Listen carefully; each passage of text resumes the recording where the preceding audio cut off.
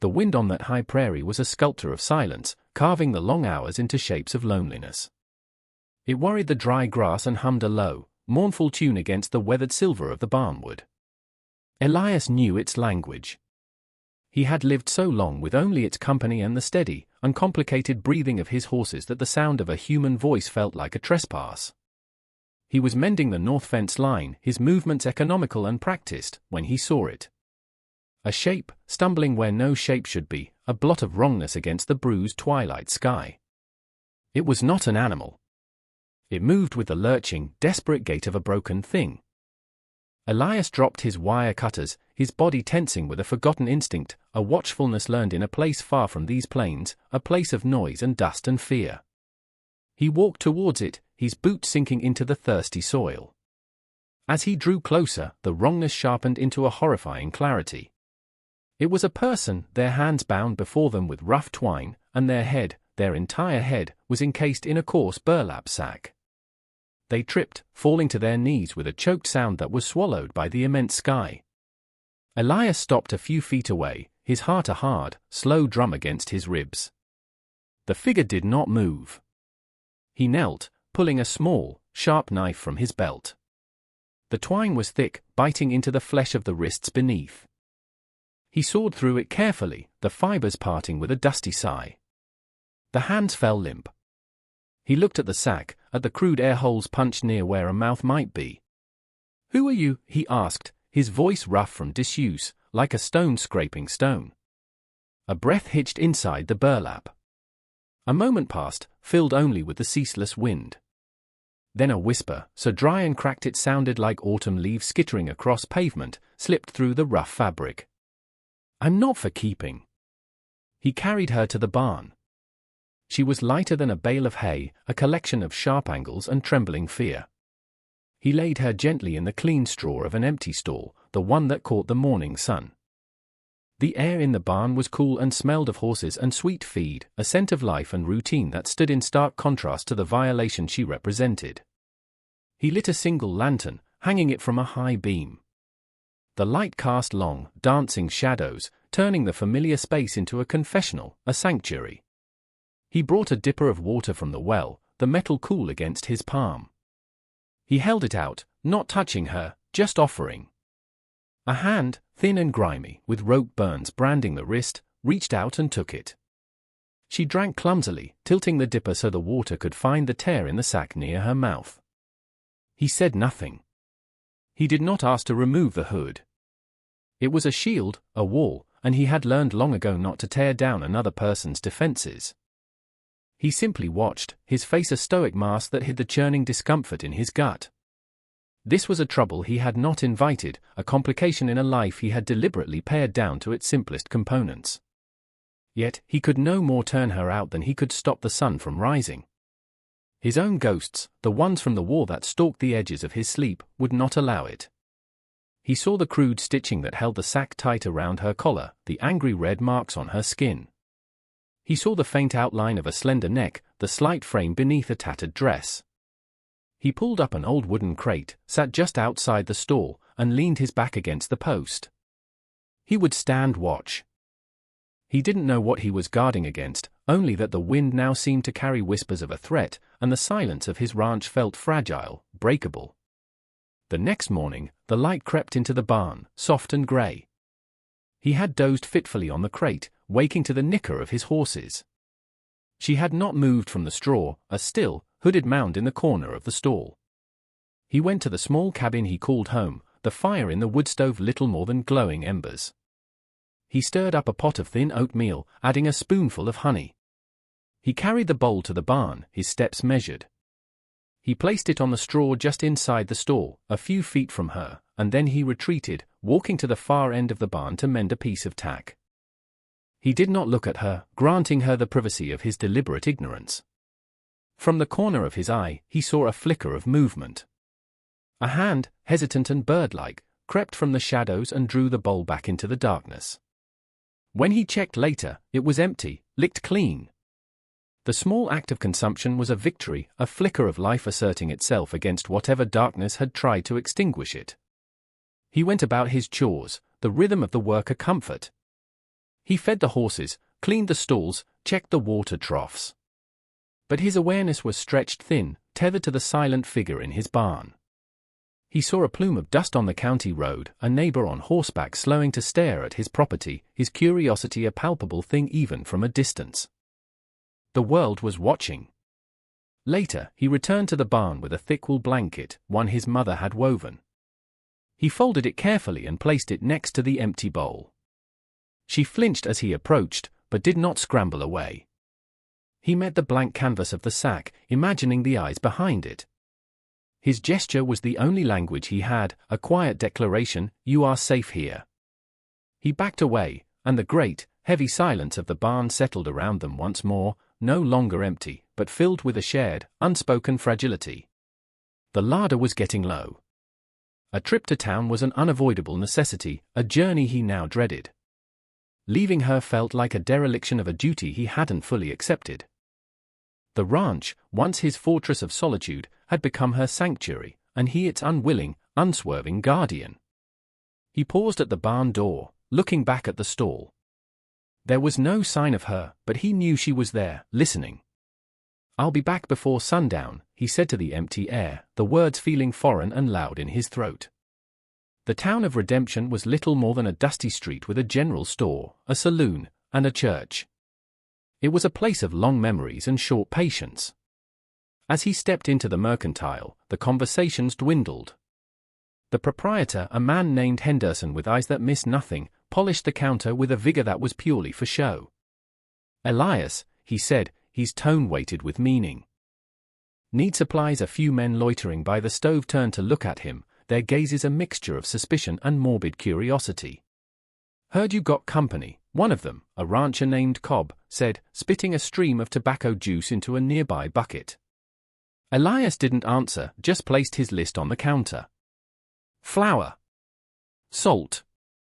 Coffee." Henderson gathered the items slowly. "Folks are talking," he murmured, his back to Elias. "Talking about the Miller boys. Say they're looking for something they lost." Elias felt a cold knot tighten in his stomach. The Millers. A hard family from the East Valley, known for their cruel streak and their sour mash whiskey. "Something about their sister," Henderson added, his voice barely a whisper. "The one they call the Millers." Shame. Elias's hands clenched into fists at his sides. He kept his face impassive. He paid for his goods, his movements stiff. On impulse, he added a spool of fine silk thread, a sharp needle, and a small tin of calendula salve to his pile. Henderson raised an eyebrow but said nothing. The silent judgment of the town followed him out the door, sticking to him like burrs. He was no longer just the reclusive soldier, he was a man hiding trouble. He returned as the sun was bleeding across the horizon, painting the clouds in violent shades of orange and purple. A profound sense of relief washed over him as he saw the barn, untouched, a silent silhouette against the dying light. He put the supplies away in his cabin, but kept the thread, needle, and salve in his pocket. When he entered the barn, he found her standing at the rail of the stall, a position he had never seen her in before. She was facing the corral, where his horses were gathered. His gaze followed hers to Shadow, a wild-eyed black mare with a spirit as untamed as the prairie wind. Shadow was his challenge, a creature of raw power and deep mistrust that he was slowly, patiently trying to win over. No one else could get near her. The woman in the sack stood perfectly still, but Elias could sense an intensity in her posture, an unnerving focus on the horse. He walked past her, his own movements calm and deliberate, and entered the corral. He didn't look at the mare, but spoke to her in a low, soothing murmur, the way he always did. He held out a hand, letting the horse come to him, her nostrils flaring as she tasted his scent. The woman watched his every move, her shrouded head tilted. There was a knowledge in her stillness, a resonance. He felt it like a hum in the air between them. On his way out, he left the corral gate unlatched, swinging just slightly ajar. It was an offering without words, an invitation into his world, a test. He went to a workbench and began to repair a bridle, the scent of leather and oil filling the air. He did not look towards the stall or the corral. He worked and he waited, while the wind whispered secrets through the cracks in the walls. The sound came first, the thunder of hooves and the braying laughter of coarse men. 2 riders crested the hill, moving with an arrogant swagger that violated the peace of the landscape. They were big men, fleshy and red-faced, reeking of entitlement. The Miller boys. They pulled their horses up short in front of the cabin, their eyes scanning the property with a predatory air. Elias stepped out onto the porch, wiping his hands on a rag. He felt the woman retreat into the deepest, darkest corner of the barn behind him, a frantic rustling in the straw. Elias, the larger of the 2 brothers, boomed, his voice thick with contempt. "Heard you found something that belongs to us." He spat on the ground near Elias's boots. "We've come for our sister." Elias stood his ground, his body a solid, unmoving presence. He was shorter than them, leaner, but there was a hardness in him they failed to recognize, a stillness learned in places where sudden movements meant death. "There's no one here but me," he said, his voice flat and devoid of emotion. The second brother, leaner and with meaner eyes, laughed. "Don't lie to us, old man. The whole county's buzzin'. You're hidin' our shame. Give her back to us. She needs a lesson in respect." They started to dismount, their intentions clear. Elias didn't move, but something in his gaze shifted, hardening to flint. "This is my land," he stated, not as a threat, but as an undeniable fact. "You are not welcome here." "Leave." The brothers hesitated, taken aback by the sheer force of his quiet will. They were used to bluster and fear, not this unyielding calm. They exchanged a look. "This ain't over," the first one growled. "We'll be back. And we'll bring the sheriff next time. He'll see what you're hidden." They wheeled their horses around and galloped away, leaving a cloud of dust and a silence thick with menace. That night, the sky broke. The storm that had been threatening for days arrived with a primal fury, rain lashing against the roof of the barn and thunder rattling the very foundations of the earth. The lantern light flickered, casting the interior in a frantic, strobe-like effect. The raw violence of the weather outside seemed to have cracked something open inside. Elias was checking on the horses when she emerged from the stall. She walked towards him, her steps unsteady but resolute. She stopped in the small circle of light cast by the lantern and held out her hand. In her palm lay a small, rusted nail, its point sharpened against a stone. It was a question. A plea. A final surrender of her defenses. He looked from the nail to the blank face of the sack, and he understood. He took the nail from her, his calloused fingers brushing against hers. The brief contact was electric, a jolt of shared humanity in the heart of the storm. He motioned for her to sit on a low stool. Gently, with the painstaking precision of a surgeon, he began to work at the crude, thick stitches that bound the burlap to the collar of her dress. The thunder cracked directly overhead, and in the flash of lightning that illuminated the barn, he cut the final thread. The sack fell away from her head, landing in the straw with a soft, final thud. He saw her face. She was younger than he had imagined, her features delicate beneath the grime and exhaustion. Her hair was a tangled mess, but it was her eyes that held him, deep, dark pools of old pain. And then he saw it, seared into the skin of her cheek like a cattle brand. A crude, jagged letter, M. Miller. The mark of their possession, their shame. Her throat worked, and a voice, raw and broken, filled the small space between them. They said, I was born too rough for a saddle. The morning after the storm was scrubbed clean, the air sharp and new. A fragile peace had settled over the ranch, the tension of the previous days replaced by a raw, uncertain vulnerability. He saw her from the cabin window, standing by the corral. She was no longer a shrouded mystery, but a person, her face pale in the dawn light, the cruel brand on her cheek a stark reminder of her past. She stood watching the black mare, Shadow, who watched her in return. There was a stillness between them, a communication that bypassed human language. He watched as she slipped through the unlatched gate. He expected the mare to bolt, to rear up in a panic as she did with everyone else. But she didn't. Shadow stood her ground, her ears pricked forward, her dark eyes fixed on the approaching girl. The girl, Lila, he decided that was her name, for she looked like she had bloomed in the night, didn't approach with a rope or a handful of oats. She approached with silence. She stopped a few feet away and simply stood, breathing in rhythm with the horse. Then, she murmured something too low for him to hear, a sound like the wind itself. The mare took a hesitant step towards her, then another, until her soft nose was touching Lila's outstretched hand. Elias watched, his breath caught in his chest. It was like watching a miracle unfold. With a single, fluid motion that spoke of innate, forgotten grace, Lila swung herself onto the mare's bare back. There was no resistance. No fight. Horse and rider stood as one, a perfect, impossible silhouette against the rising sun. Then they moved. Not a panic bolt, but a controlled, powerful canter around the corral. She rode as if she were a part of the horse, an extension of its wild spirit. Elias finally understood. It wasn't that she was too rough for a saddle, it was that her spirit was too vast to be contained by one.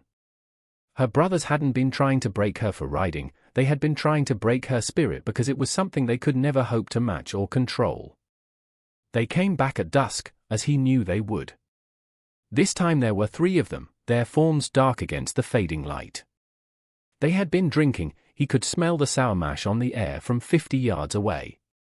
They rode with a grim purpose, their earlier bluster replaced by a sullen, violent resolve. Elias was waiting on the porch, but he was not alone. Lila was beside him, astride Shadow, her back straight, her hands resting lightly on the mare's neck. She wore a clean shirt he had left for her, her hair was brushed, and her face, though still bearing its mark, was set with a quiet defiance that was more powerful than any weapon. The Miller brothers pulled up, their jaws dropping in disbelief at the sight of her. They saw not the hooded, broken thing they had discarded, but a woman unveiled and untamed, mounted on a horse they knew to be unbreakable. "Get down from there," the eldest brother snarled, recovering his composure. "You're coming with us." He made a move to dismount, to grab at Shadow's reins. That was his mistake. Elias moved from the porch in a blur of quiet efficiency. He was not a brawler, he was a soldier.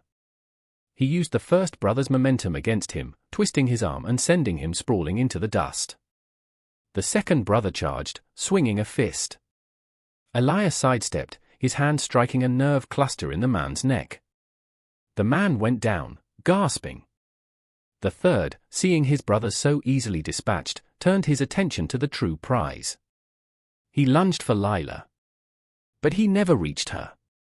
With a subtle pressure from Lila's knees, Shadow reared, her powerful body a wall of black muscle, her front hooves striking the air with lethal force. The man scrambled back, terror replacing the rage in his eyes. Lila leaned forward, her voice no longer a dry whisper but clear and steady, carrying on the evening air. "I'm not for keeping." It was not a plea. It was a judgment. The brothers, defeated and humiliated, gathered their groaning companion and retreated into the darkness, their power broken, their shame now their own to carry. In the ringing silence that followed their departure, the world seemed to hold its breath. The only sounds were the heavy breathing of the mare and the low moan of the wind. Elias stood in the yard, a dull ache starting in his knuckles. He looked at Lila, still mounted on Shadow, a figure of impossible strength against the twilight. She was the one who had been branded, shamed, and left for dead, and yet, in the end, she had been her own rescuer. She dismounted, her movements fluid and sure. She stroked the mare's neck, calming her with a low murmur. Then she turned and walked towards him. He expected her to go into the barn or the cabin, to retreat back into the silence they had shared. Instead, she stopped in front of him. She looked at the fresh scrape on his cheek where the second brother's ring had caught him. Hesitantly, as if still unlearning a lifetime of flinching from human touch, she raised her hand and gently, so gently, brushed her fingers against his skin. It was a gesture of immense tenderness, of gratitude, of a shared victory. It said more than words ever could. He did not pull away. He simply stood there, under the vast and darkening sky, and allowed himself to be touched. The quiet that settled over the ranch that night was different from the solitude that had come before. It was a shared quiet, a stillness for two. It was the sound of peace. The story of the Miller boys' defeat spread through the county like a grass fire, the gossip in town shifting from suspicion to a kind of grudging awe. In time, the family sold their land and moved on, their name fading from memory. Elias and Lila never spoke of that first night, or the brothers, or the burlap sack he had quietly burned in the wood stove. They didn't need to. Their past was a silent understanding that bound them closer than any vow. They worked the ranch together, moving in a seamless rhythm of shared purpose. She had a gift not just with horses, but with all wounded things. He found, to his own surprise, that the ghosts of his past had grown quiet, soothed by her steady presence. The brand on her cheek slowly faded into a faint, silvery scar, a map of where she had been. Their life was a quiet one, written not in words, but in the trust of a wild horse, the warmth of a shared fire, and the steady, comforting sound of two sets of hoofbeats riding together across the hard-packed earth.